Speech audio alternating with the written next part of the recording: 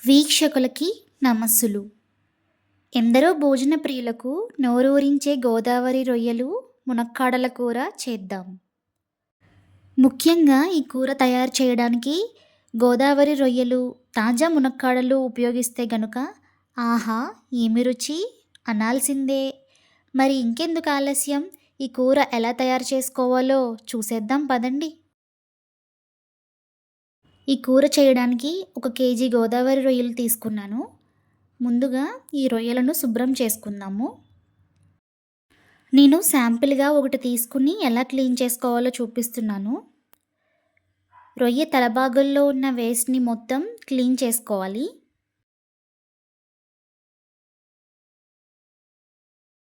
తరువాత రొయ్య చుట్టూతూ ఉన్న ప్లాస్టిక్ పొర లాంటి ఈ ఔటర్ షెల్‌ని మొత్తం నేను చూపిస్తున్న విధంగా తీసేసి క్లీన్ చేసుకోవాలి.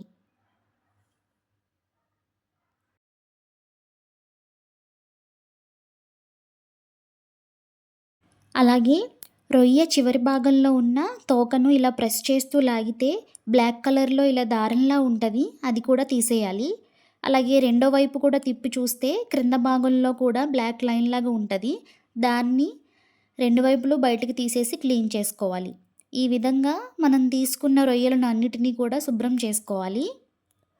ఇలా క్లీన్ చేసుకున్న రొయ్యలను అన్నిటినీ కూడా ఒక గిన్నెలోకి తీసుకొని నీచు వాసన రాకుండా కడుక్కుందాము. అందుకోసం ఒక పావు టీ స్పూన్ పసుపు, కొద్దిగా కల్లుప్పు, 2 స్పూన్ల పెరుగు లేదా నిమ్మరసం కూడా ఉపయోగించుకోవచ్చండి. ఇవన్నీ వేసి రొయ్యలను ఒక 4, 5 సార్లు నీళ్ళతో శుభ్రంగా కడుక్కోవాలండి. ఈ విధంగా తెల్లగా వచ్చే వరకు కూడా మనము రొయ్యలన్నింటినీ కూడా శుభ్రం చేసుకోవాలి. ఇప్పుడు స్టవ్ ఆన్ చేసి కూర వండడానికి ఒక దాక పెట్టుకుని అది వేడెక్కిన తర్వాత 3 టేబుల్ స్పూన్ల ఆయిల్ వేసుకోవాలి. నూనె వేడెక్కిన తర్వాత 4 ఉల్లిపాయలను ఇలా కట్ చేసుకొని వేసుకోవాలి.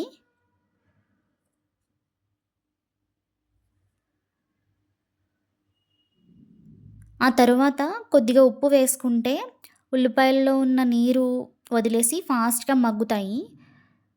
అలాగే 8 పొడవుగా చీరిన పచ్చిమిరపకాయలు కూడా వేసి బాగా మగ్గించుకోవాలి.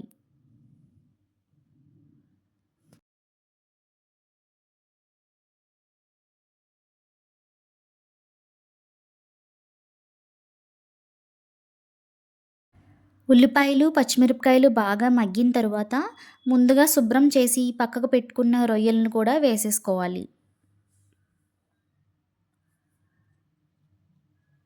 ఆ తర్వాత ఇందులోకి కూరకి సరిపడా ఉప్పు, పావు టీ స్పూన్ పసుపు, 3 స్పూన్ల కారం వేసుకోవాలి.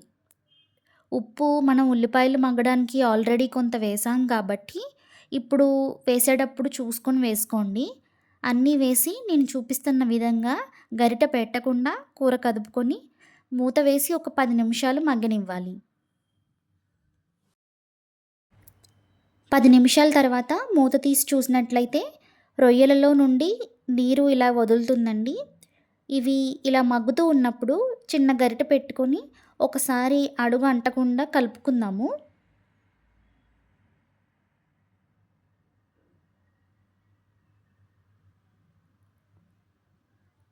రొయ్యలు మగ్గుతూ ఉండగా 2 పెద్ద మునక్కాడలు ఈ సైజులో కట్ చేసుకోవాలి.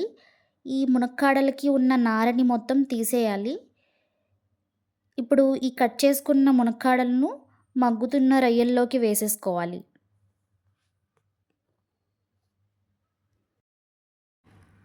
ఆ తరువాత 1.5 టేబుల్ స్పూన్ల అల్లం వెల్లుల్లి పేస్ట్‌ని కూడా వేసుకొని నేను చూపించే విధంగా కలుపుకోవాలి. ఇప్పుడు మునక్కాడల్ని కూడా మూత పెట్టి ఒక 5 నిమిషాలు మగ్గనిద్దాము.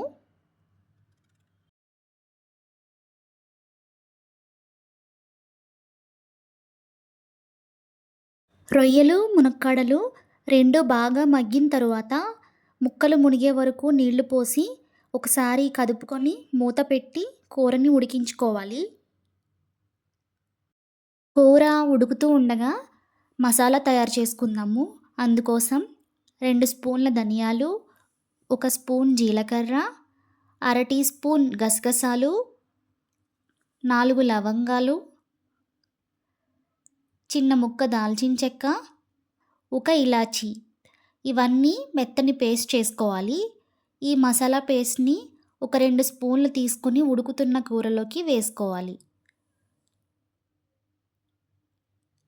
అలాగే అర టీ స్పూన్ గరం మసాలా పౌడర్‌ని కూడా వేసి కూర మొత్తం కలుపుకోవాలి.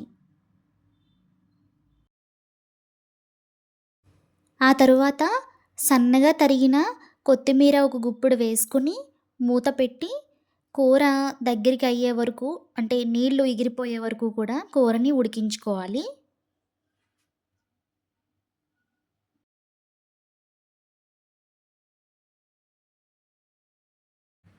కూరలో నుండి ఆయిల్ ఇలా పైకి తేలినట్టయితే కూర రెడీ అయిపోయినట్టేనండి.